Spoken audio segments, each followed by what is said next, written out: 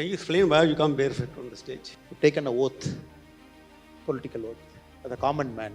When both the Dravidian parties, they don't want to close Tasmak shops. They don't want to take away the act which is governing the Hindu temples. The new generation, they don't have any connection. And Periyar of 1950 or 1960, they have lost relevance now, if I'm very, very frank about it. Are you going to contest 2026 alone? 2026? It's a long way, sir. Can you tell them why should they vote for you? They should vote for their future. 43% of students in Tamilnadu cannot identify numbers between 1 to 9. Anybody who worships God is a scoundrel. One of the Dravidian ideologue has written. All we are saying is let us remove it. How many seats you are expecting? 1, 2, 5, 7? We want to come to power, sir. Why do you want to look at numbers?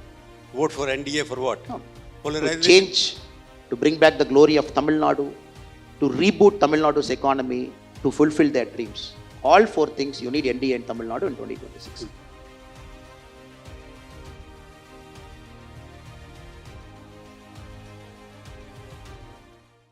Annamalai is a unique personality anyway. Everybody knows he is Singham from Karnataka and whatever. But he's the only speaker who has come barefoot on the stage. Can you explain why you come barefoot on the stage? Morning, sir. Thank you so much for inviting me to this very wonderful platform and very great event that you keep doing it every year. And Chapels have left it some time back now, maybe a month back now. Taken an oath, political oath, as a common man, just being myself, sir. You always go barefooted everywhere. Yeah, I walk barefoot. Once I kind of, wherever I go, I walk barefoot.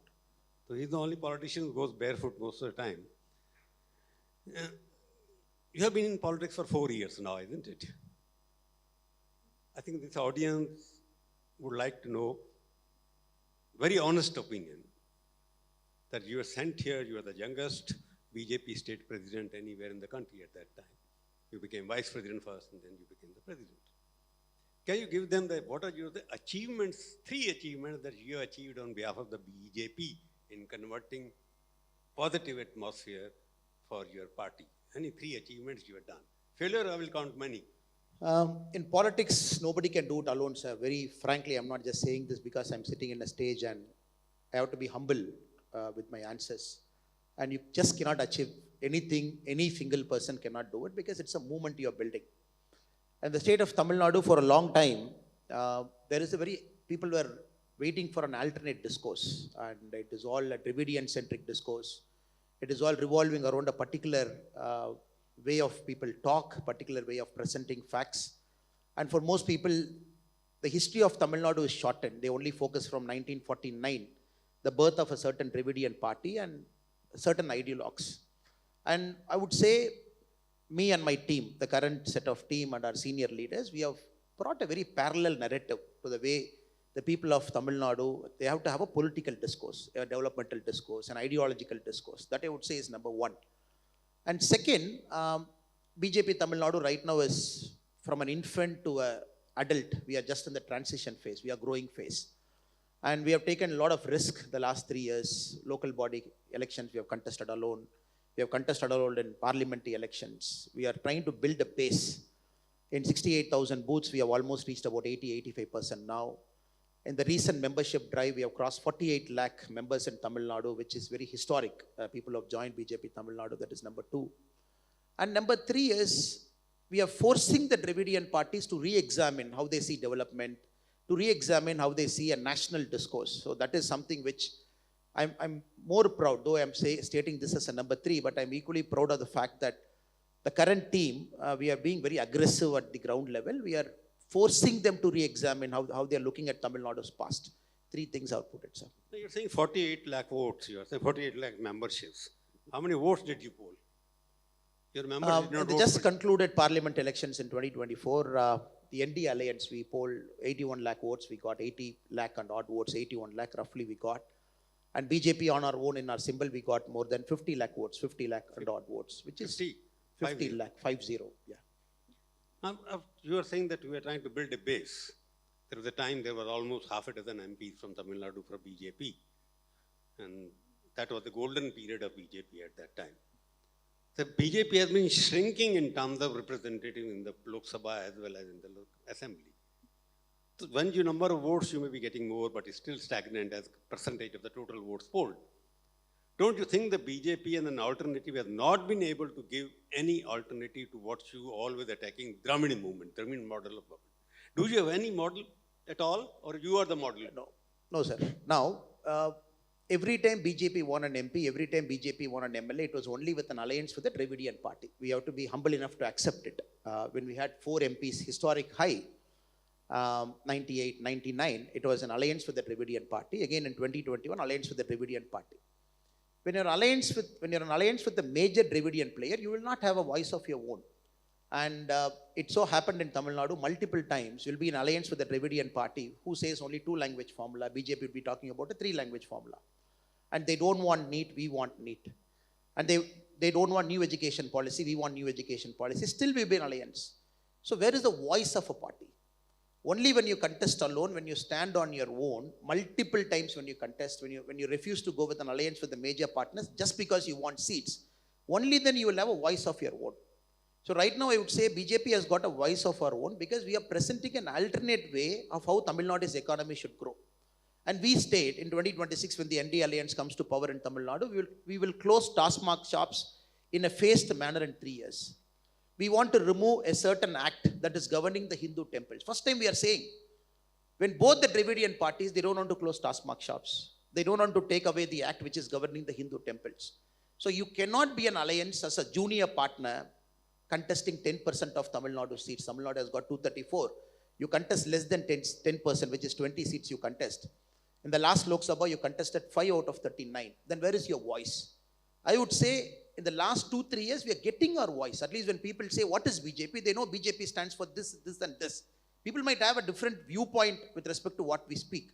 But we are getting our voice. Our voice is being heard at the village level, at the grassroots level. And 2026 will be a very inflection point here for us because that is an important year because Tamil Nadu might see possibly a 4-way fight or possibly a 5-way fight. And each of those person in the ground might be 8% plus vote share they are carrying. So first time Tamil Nadu might see in the first past the post democracy model, even with 23% vote share, a party would be able to form government in 2026. Mr. Annamalai, you know in Tamil Nadu, I have been covering it for many years now. Tamil Nadu is either later on it was led by cinema personalities. Earlier there were social reformers, you may not agree with them. You had Periyar, you have at that time Nadu and whatnot. BJP has nothing.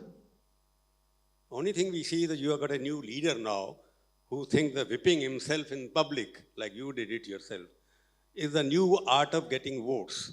So what are you trying to say? Because BJP, if you say that we want a voice in what way? Voice, you are in electoral politics. Voice comes in the form of your presence in the parliament as well as in assembly, where you've not been able to make an impact so far. So where are your alternative heroes or personalities? You had MGR, you had Jayalalitha, you had Karunanidhi, you had everybody there, but there is no leader, either history, which you are to connect with, or in politics, how you are going to win. People are want to on ideology, and your Sanatana ideology we are promoting here. Unfortunately, you have not been able to polarize Tamil Nadu politics like you have done in other parts. Is it right? That's a fair assessment, the first part of your question, sir. Most political parties to be credible and for them to be enduring, they start as a movement, then they become a political party. Over a point of time, the subsequent generations will ride on those leaders' fame and name.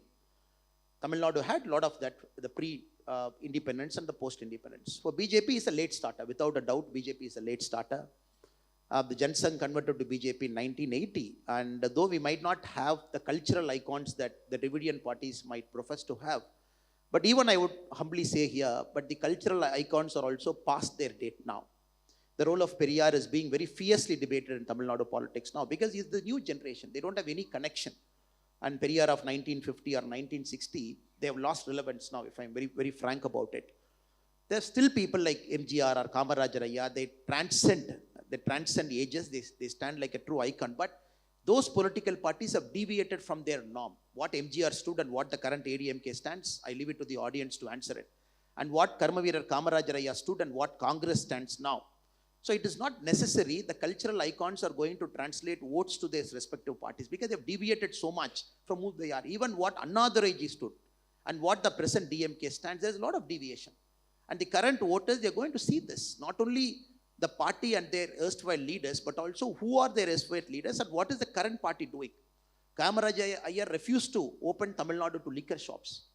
And Tamil Nadu currently is a state with the highest earning in liquor last annual year, 45,000 crore. And people don't accept it. People have deviated. And if you look at Annamalai Ayya's grandson, nobody knows their name. One of Annamalai Ayya's grandson committed suicide. He was not in politics. You are right, absolutely what you're saying. But I am saying when the BJP, you want to say you would like to go alone. Is that the policy for future also that you will go alone and not have any alliance with any of the... No. Any political parties are leaders in Delhi who are sitting here in Tamil Nadu. We are very clear the party has to grow. At the same time, there is always a short-term and a long-term view. If we are able to convince our leadership in Delhi, the party is growing. If we are able to convince our leadership in Delhi that 2026, Tamil Nadu would be a positional advantage for BJP. We will be able to win multiple MLAs and probably the call would be different. It is our duty to grow the party also, our duty to make sure the narrative is set right. And are you going to contest 2026 alone? 2026? It's a long way, sir, because I'm not saying there are Dravidian parties, there are non-Dravidian parties. And everybody has to look at the alignment. Whether you want the DMK to come back again, you want to curtail DMK, whether BJP would have sufficiently grown. I'm asking you, as a BJP, you made Dravidian parties non-Dravidian party. Are you going to be the leader of the non-Dravidian party? You will not join any of the two Dravidian parties? We have shown in 2024 a formidable alliance by NDA is possible in Tamil Nadu with 18.5% vote share. And we have brought a lot of parties to our side, including the Patali Makkal Kachi, GK Vasan. A lot of people are with us now. We have shown in 2024 it is possible. Now 2026, I would only say we just have to expand the NDA a bit more. We have to invite more parties to join us, which I think is eminently possible. The Dravidian parties are shrinking now. The combined vote share is less than 50% now. If NDA, the combined NDA's vote share, you cross 35%, I'm fairly confident NDA will come to power in 2026. We just have to stick with the current NDA and keep expanding it. NDA earlier was DMK was part of it. And DMK was also part of it once upon a time. So you are talking about what kind of NDA in Tamil Nadu to come back to some relevance. BJP alone is still not able to hovering around double-digit numbers. It has not gone beyond that. So I'm just saying because you were brought back with lots of hope. You were the youngest, you were an IP officer, you had some reputation of a Singham there. So when you are sending a political message that you want to be alone, so independent of all Dravidian culture, so you use this whipping, for example, you're whipping yourself after coming back from London. What was the political message you were sending there? No, sir. Tamil Nadu politics is far diverged from our culture. And people sitting in Delhi, people sitting in Chennai, other political parties, they have to understand that the politics of our state is completely derooted from our culture. And this is a state with so many temples. There is a spiritual element always in our life. But the politics is spiritual in our state. So when I whip myself, it is part of our culture. Even when I go back to my village now, when you see a Muruga Kavadi that is happening across Tamil Nadu, whipping oneself as an act of penance, even for somebody's sin, is an essential part of Tamil Nadu's culture. The current politicians who are far diverged from village, I just finished walking across Tamil Nadu last year, sir. And I don't think any current set of politicians, they have done it. And going to grassroots, sitting there, listening to people. So I am fairly confident with all humility, we represent what Tamil Nadu thinks at the tier 2 and tier 3 level. So whipping myself is not an act of getting votes or not an act of trying to make a media news. It is to connect with the local culture to say, as politician also, I feel responsible that what is happening in Chennai is not acceptable. Who made the mistake? How it got to be prevented? Systemic failure, that is discussion for some other time. But being a politician in this state, I feel partly responsible for the collapse that is happening essentially at the law and order level. So if you come with me to my village, to the places that I take you, you see whipping happens. People whip themselves. It is not, I made a mistake, I'm whipping myself. Even for others you do it. That is an essential part of Sanatana Dharma. That is the law of the land. But the politics is spiritual. And people sitting here in Chennai are far diverged. They might make comments, they might troll, they might do a lot of memes. But they don't represent the actual class that is sitting in a tier 2, tier 3 or in a rural village. You know, the question, sometimes it's a question of interpretation. That Annamalai is trying to become also like the film star here, political film star, doing all these what you're doing. you're walking all the time, and you are an IPS officer. You mean to say to get attention, you have to do all the theatrics which you did. That's what you're trying to say, that you want to connect with the people, in way that you did it. But you have been walking all the time, you have been talking all the time, and you suddenly ran away to London to study. I have not seen a political leader who goes immediately after the loss of election, goes back to London to study. What were you going to study there? Sir, I probably next year also I might go for a higher study. I don't think it is wrong. A politician has to be ahead of the curve. You have to learn. That is why the next session you got my former professor who's sitting here, Professor Iman Shirai, who's sitting here. And politician has to keep updated, sir. The gone are the days when a politician has studied something and then you are a people's leader, you sit in a room. Now, world is changing so fast. We are not even connected to what China is thinking, what UK is thinking, what the US is thinking. The current politician, you just want to listen to the secretary around you, look at a briefing note, just sign and then go out. I don't want to be such kind of a politician. I want to keep updating myself. Last year I went to US, I did an Aspen fellowship. This year I went to UK, did my shifting. I don't think there's anything wrong. And this program, whatever I did, it happened 1 year before, permission was taken. And even the young audience was sitting here, they want to keep updated. When we tell the students to upskill, to keep expanding their growth, why is it not applicable to a politician? When you ask the civil servants to go for a mid-career training program as DIG, and why is it not applicable to a politician? His politician has jumped from heaven. Just being in Tamilnadu, being a politician, we know everything, sir. We should have the humility to accept, I don't know. We should have the humility to accept, let me go out and learn. And the current set of politicians in Tamil Nadu across India should understand upskilling ourselves in politics is part of an essential role. Because we are not doing justice. You collect 3 lakh crore taxpayers' money in Tamil Nadu, and then the politician lords over it, and then the bureaucrats decide how the money should be spent. So what is our contribution in it? India, especially Tamil Nadu, has become a bureaucracy-driven state. Because the politicians are not knowledgeable enough. No, you want a knowledge, you want to skill yourself, but you think the London and Oxford, wherever you went, has a better techniques to teach you how to handle Tamil Nadu politics than... No, it is not about Tamil Nadu politics. It is about becoming a better leader. Even a government primary school in Tamil Nadu will teach you to be a better leader, provided we have the time to go and sit in that government school and come out and listen to some teacher. And what you do, essentially, is you are trying to show the world and to yourself that you are trying to improve yourself as a person with all humility. And nobody can sit in a chair and say that I know everything.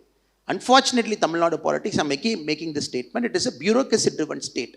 You look at right from our chief minister to all the senior leaders, what vision they have, what is the vision they are presenting, where do they send? So, BJP wants to be different, we want to be different, we want to tell the people of the state that we are aware of the world what is happening, we are aware of our country what is happening. Given a chance when we come to power with people's Ashirvadam, we want to stay ahead of the curve so that we position Tamil Nadu 25 years from now where the state has to go. Not keep looking at our past glory and keep saying that it's a great state, great state. It's a decelerating state. Any indicators you see, it is decelerating, sir. Any indicator. I'm happy to argue with any DMK friends who might be here or otherwise also. It's a decelerating state. So what argument are we making that Tamil Nadu is a growing state? There are 300 students sitting here in the hall here. If I have to ask you that these young boys and girls are going to vote in 2026, most of them, can you tell them why should they vote for you? It's very clear, sir. They should vote for their future. Very clear, they should vote for their future. Like a slogan. They should vote for their future. It's very aspirational. They all have a lot of dreams in their mind. The only question they should ask is whether the state is enabling themselves to reach to their dream. We will enable themselves to reach to their dream. They want better infrastructure. They want better quality of living. They want better standard of living. They want better commuting standards. They want better law and order. And more importantly, we want to bring the world's best to Tamil Nadu. Not necessarily they should go to the world to search. No, we will bring the world to Tamil Nadu. It is possible. For that to start, we have to accept, sir, Tamil Nadu is not at the right place now. Not at the right place now. Maybe it was 20 years before. In 2024, Tamil Nadu is not where it has to be. And these kids, the young kids, when they have so much dreams ahead of themselves, they should look at the future, not at the past. You see, look at the Tamil Nadu in terms of various parameters, economic parameters. In many parameters, in terms of GDP, in terms of everything else, they are much ahead of many of your BJP-run states. Even now, after 10 years, because you have not been there. How do you want your aspirational generation sitting here? Any kid who's sitting here has to understand, sir, you cannot keep borrowing money to pay through the current mess that we have created so that the kids who are sitting here will keep sharing that burden of what we are doing now. This is a state currently, last 4 years, we borrowed the highest in the country. This year we are going to borrow 1,55,000 crore. Who's going to pay? They will pay. I can keep borrowing now, fund my freebies, not even create a good road, not even create a stable law and order mechanism. These kids will keep paying it for the next 30, 40 years, number one. Second, when you have to compare to any BJP ruled state, Maharashtra is number 1 in the country, Gujarat is number 3, Uttar Pradesh is number 4, Karnataka, which we have ruled at multiple points of time, again at number 5. If you look at the top 10 states, the 1, 2, 3, 4, 5, which are the best states? I'm not making politics here, sir. I'm only saying where Tamilnadu was and where Tamilnadu is going to be. Look at Tasmak. Any place the kids are walking, temples, schools, you see the number of task marks we have. Anything that is increasing in the state is only task mark. 45,000 crore revenue from that. Look at the quality of education. We want to build the future. The ASER, state of learning outcomes in the country. Tamil Nadu comes last among the southern states in terms of quality of educational output. Class 1 student, I'm repeating this again, sir. Class 1 student. 43% of students in Tamil Nadu cannot identify numbers between 1 to 9. Class 5. 25% of class 5 students in Tamil Nadu cannot do a basic subtraction. I'm not saying. 2022 ASER report is saying. How can we build a skilled work base who will take Tamil Nadu to a $1 trillion economy, sir? I'm sure the kids who are here more educated, more aware than me and everybody who's sitting here, and for them they have Googles and everything to search. They will be looking at future. They are not looking at 1980. I'll give you one more statistic, sir. Anybody who's interested in doing agriculture here in this room, when Kamaraj Raya left office, Tamil Nadu had 70 lakh hectare of sown area, cultivated area, 70 lakh hectare. 2024, we are having 46 lakh hectare. We have lost 24 lakh hectare of cultivated area in Tamil Nadu. Where are the rivers? The top 8 polluted rivers in India, 5 are from Tamil Nadu. One from my place, Noyal, one from Tamarabarani South. Top 8 polluted rivers in the country, 5 are from Tamil Nadu. Is this the kind of Tamil Nadu we want to give to these kids who are sitting here? Is this the kind of growth they are looking at? Is this the kind of thing they are looking at? 100% no. We are looking at AI. Where is AI now? Anna, you're giving out statistics because there can be counter statistics. We can't get into that. Question, if all you are saying is correct, that still the foreign investment is coming here. Automobiles is becoming the capital of it. In India, every new automobile company comes in Tamil Nadu. It has been coming for the last 25 years. It's still the most attractive destination, one of the most attractive destinations for the foreign investment coming to Tamil Nadu and Andhra Pradesh and Maharashtra and Gujarat, which you are talking about.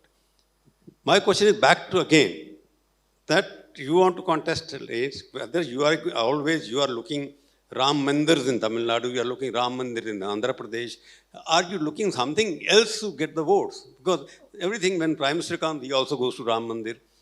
When he goes somewhere else, you are talking about everywhere you are trying to polarize the society in Tamil Nadu because you have not been able to get an alternative to Dravidian model of governance, whatever they call it. I have not understood Dravidian model of governance. But I'm talking, Annamalai was the future of BJP here.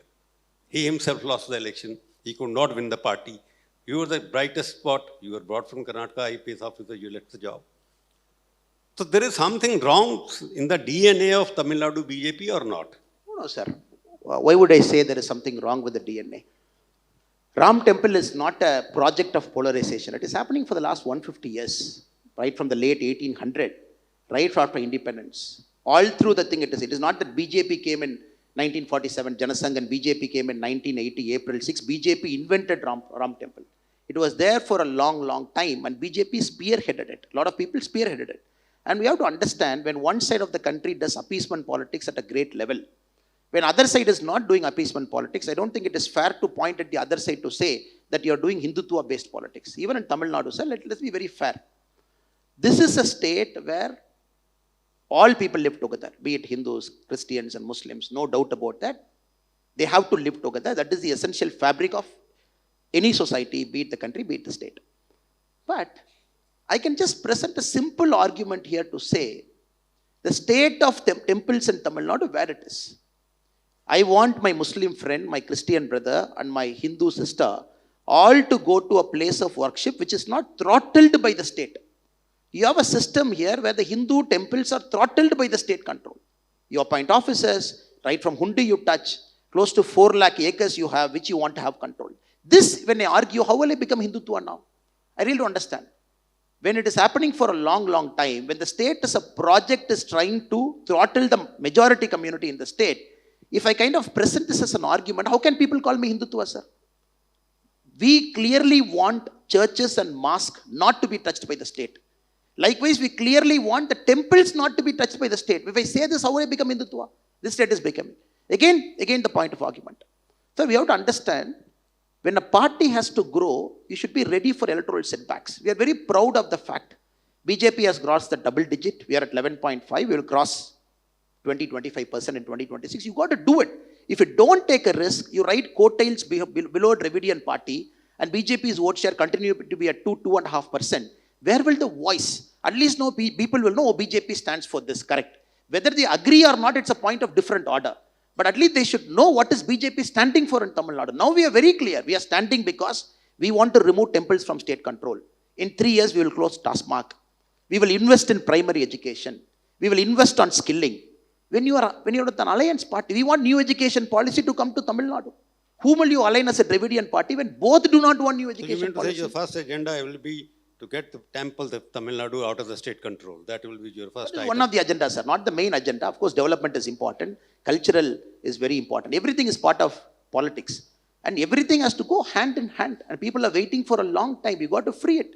Even when you go to a temple, there is a slogan right outside temples in Tamil Nadu, big temples. Anybody who believes in God is a fool. Anybody who worships God is a scoundrel.